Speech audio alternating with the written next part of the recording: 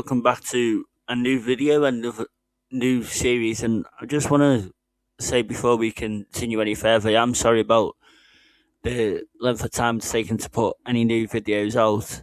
Um, just quickly, a little bit of health issues and honestly, just a lack of motivation to sit here and edit videos and post commentate over them was quite a big reason, and that's going to get me into the reason why there won't be any more journeyman saves. We're going to focus on this new save with Plumero as a one club save and try and take over Italy with them.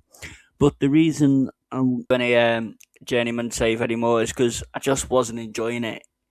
I enjoyed the idea of the save, I enjoyed playing the save itself. I just wasn't enjoying the recording, the editing. Feel like I had to play it to put videos out, and it had the knock-on effect of me playing FM as well, to be fair. As I said, it's just something I didn't really enjoy putting out, to be honest. I think it was starting to come across in the commentary as well.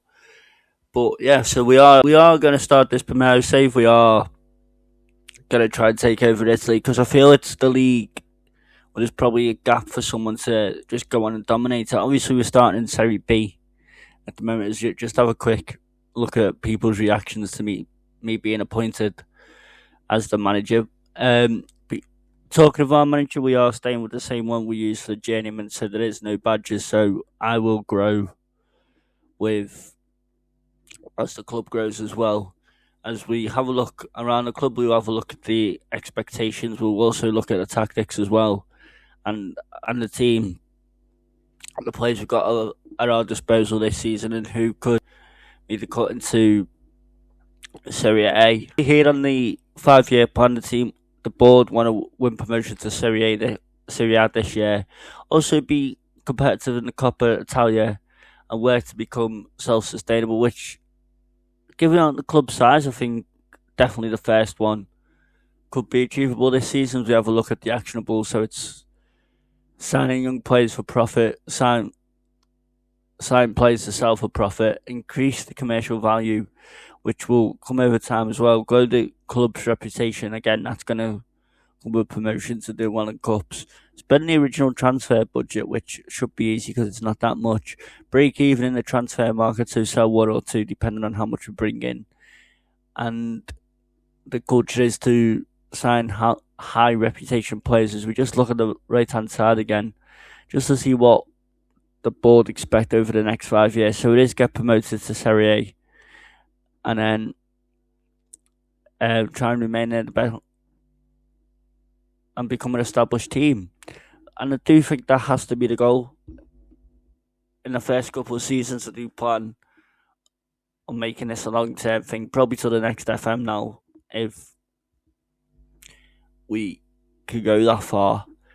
As we move on to the club finances, one thing I did find out about this club is that they are part of the City Group, as well. So Man City are down as an affiliate. As you can see here in the bottom left of the finances, is all the wages are being spent at the moment. So we are going to have to adjust the budget a little bit, and that could affect what we can do in the market. As you can see, they brought 10 million players in already and sold 2.9. So we do need to try and sell a few throughout the season, probably towards January, once we've worked out who's staying and who's going. As we have a quick look at the facilities, the stadium, Relenzo Barberia, it's owned by the council. We're not paying rent, so it's probably mobbed down, if we're being honest. But yeah, everything else is okay or good. Good training facilities, good youth facilities. As we'll go and look at the fixtures to see our opening days. So we have got Calgary in the Coppa Italia. As we go and look at the league just to see what teams are in as well. As you can see, we're down in 15th at the moment, but our ball hasn't been kicked yet. There are a few big clubs in here, or bigger clubs compared to what you expect in the league, with Sampdoria, Empoli, Hellas Verona, Medina, who've been in, believe in Serie A for a couple of years. I've all been there. Cosmoni as well, which of course Jamie Vardy was at last season, got relegated. but I think we should be up there. Maybe not to start. As you can see here, there is a playoff system, and from third to fourth, the gap is, I think it's less than 14 points. 14 points off you there.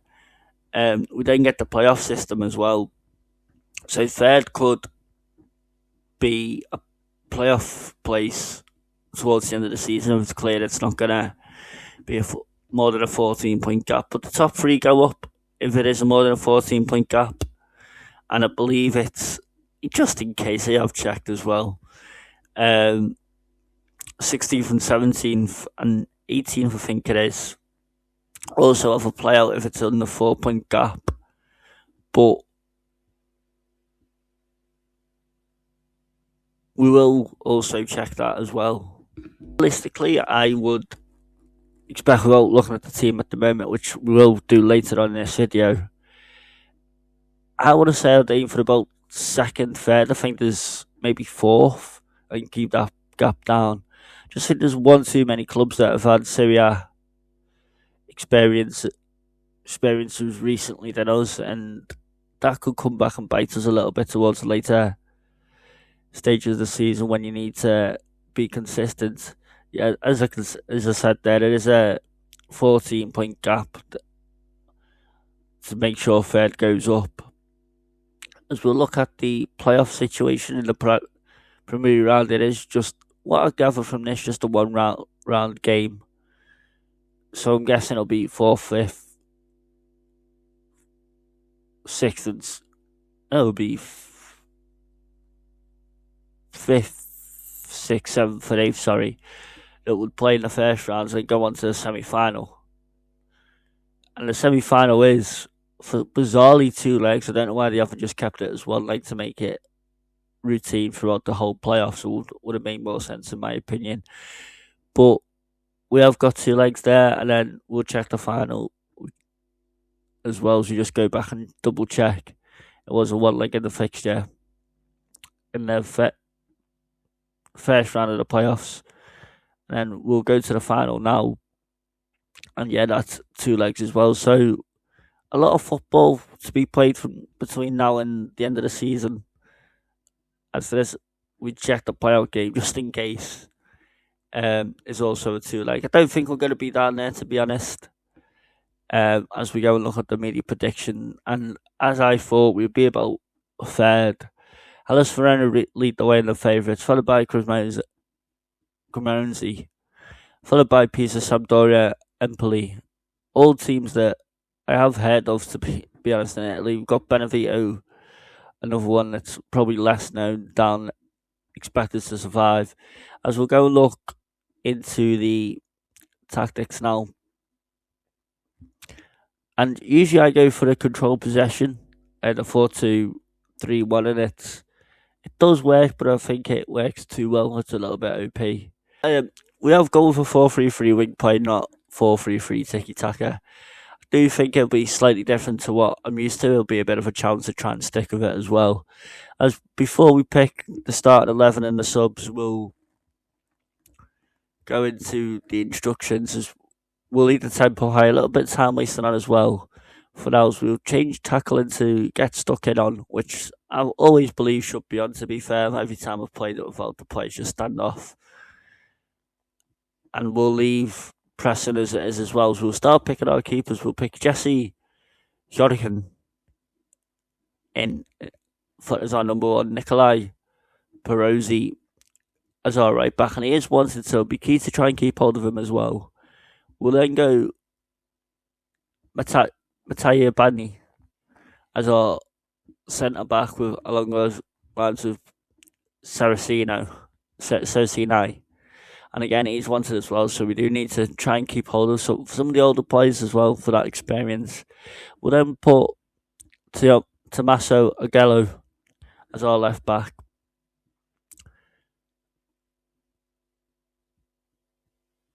And then Segri as the defensive mid, followed by Palombo. But I already played a round of this and I found a better DM, which we'll put Richard, him there. We need to pick probably come up with some of these nicknames as well throughout the season as the season goes on. So if you've got any nicknames you want to see for these players when I'm struggling with the pronunciation, let me know in the comments and we'll pick the favourite ones.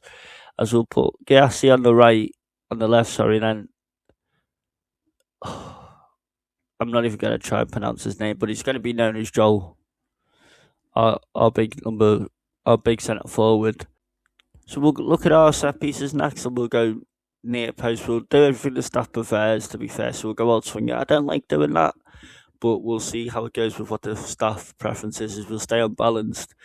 Defender will go play a mark and will one put anyone on the post, which will stress me out because I always feel there should be someone on the post, and we'll also defend the box as well, so we're not counter attacking. So defending corners is gonna be the most stressful thing for me in this game so far. As we just create a couple more attacking routines, mix it up a little bit with near post, far post, and short.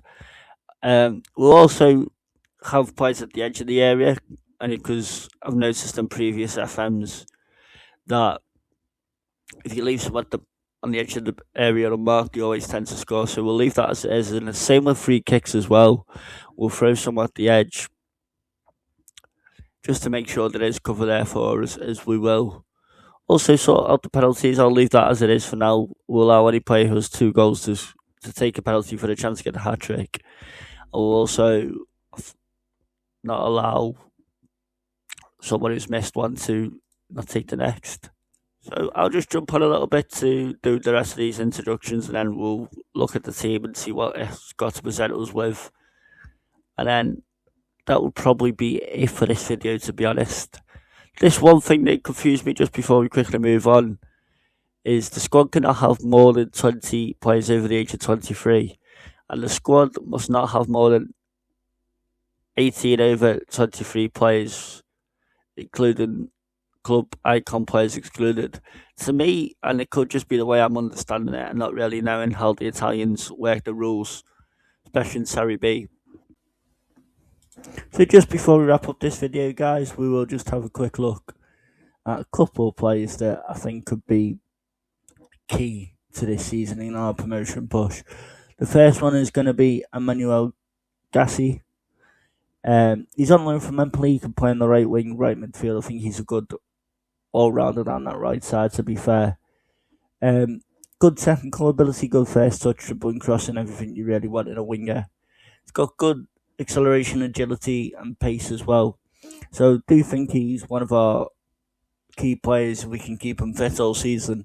Our striker is up next. It's Big Joel. I'm still not going to try and pronounce his second name. He's got good finishing, good heading, so he could be one of the standout players this season. He is 30 years old, so maybe we'll need to start looking at a replacement. Next, we'll move on to Mattia Benai. And again, he's a really good centre-back, to be fair. Good mental attributes, good physicals as well. And he probably is one of the first players on the team sheet. And last, we are going to look at Tommaso Ogello. Left back, again, good mentals, good physicals as well. And I do think it's quite a good squad we've got, to be honest. That's going to be it for this video, guys. If you can leave a like and a comment on how you think we're going to do next season. And take care, and I shall see you in the next one.